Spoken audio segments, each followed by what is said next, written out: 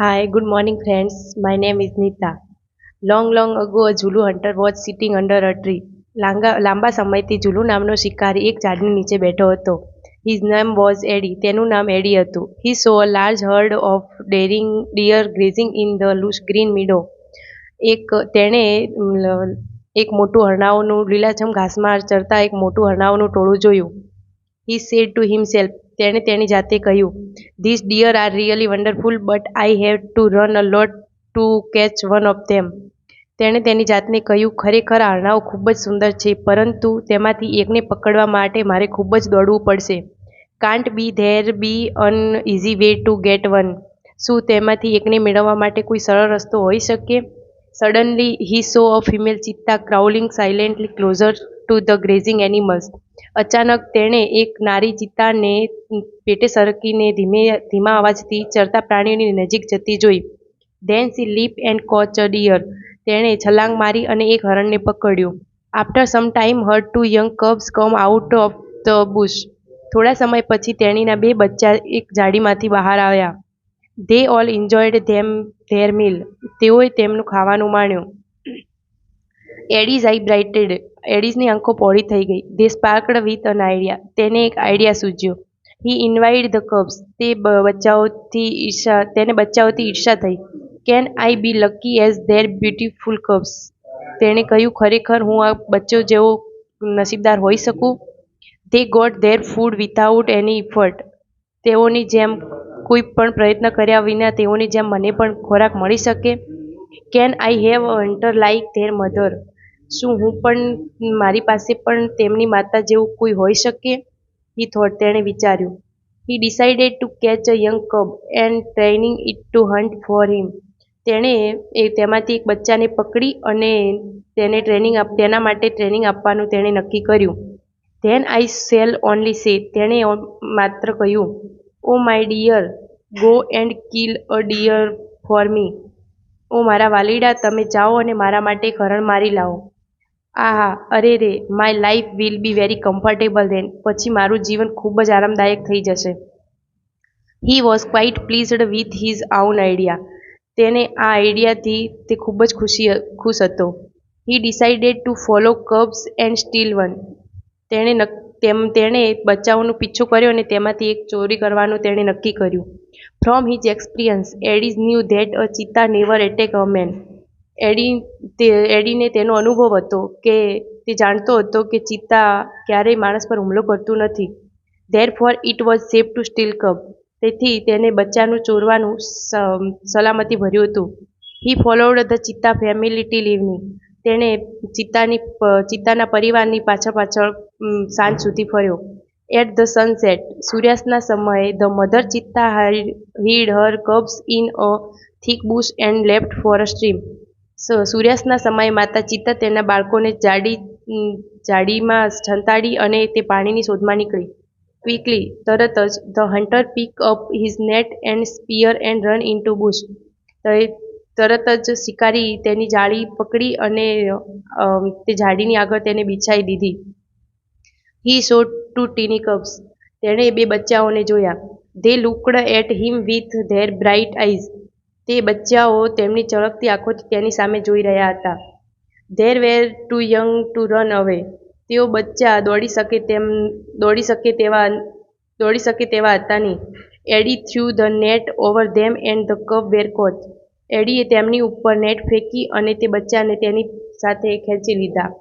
He needed only one cub, but he thought. તેને એક જ બચ્ચાની જરૂર હતી, પરંતુ તેણે વિચાર્યું, આહા, it is always better to have two slaves instead of one. અરે રે, એક ગુલામ કરતાં બે ગુલામ હોવા મારા માટે હંમેશા માટે ખૂબ સારું છે. He dragged them with him and hid them under a big basket. તેણે તેની સાથે તે બચ્ચાઓને ખેંચી લીધા અને એક મોટા ટોપલાની નીચે સંતાડી દીધા.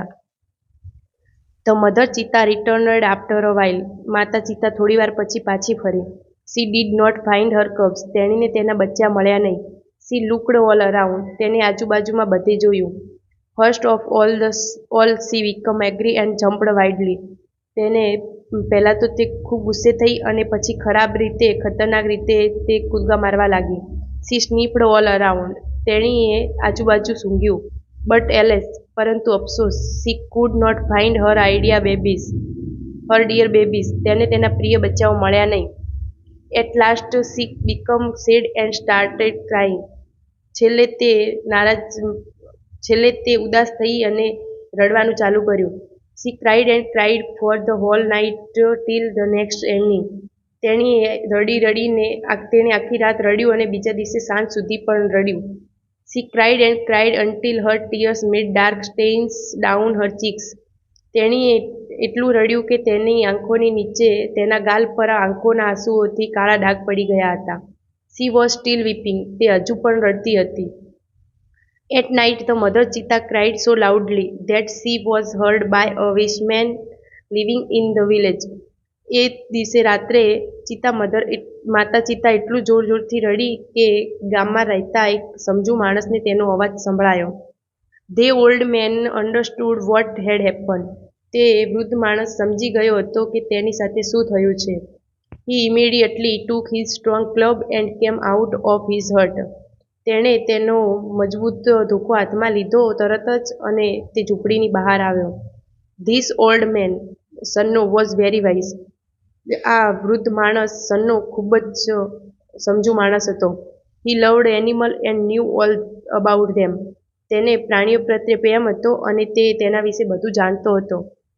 Van Sanno found out the hidden cubs he knew that it was Eddie's wicked idea. સન્નોએ તેના બચ્ચા શોધી કાઢ્યા અને તેને જાણ થઈ કે આ આઈડિયા એડીનો જ હોવો જોઈએ. He got angry with Eddie. તે એડી પર ગુસ્સે થયો. He rushed to the hut and shouted. તે ઘસીને ઝૂંપડી પર ચડી ગયો અને જોરથી બૂમ પાડી.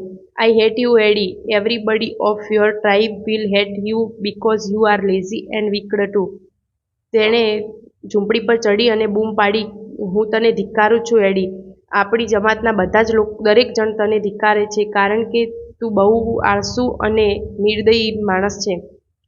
વી know that a hunter must hunt with his own strength and skill. અમે જાણીએ છીએ કે શિકાર કરવો એ આપણી આવડત અને તાકાતથી જ કરી શકાય છે. But you are a lazy hunter. પરંતુ તું એક આળસુ શિકારી છે. You are a thief. તું એક ચોર છે. You have broken the rules of our tribe. તે આપણી જમાતના નિયમો તોડ્યા છે. You have brought dishonour to the whole tribe.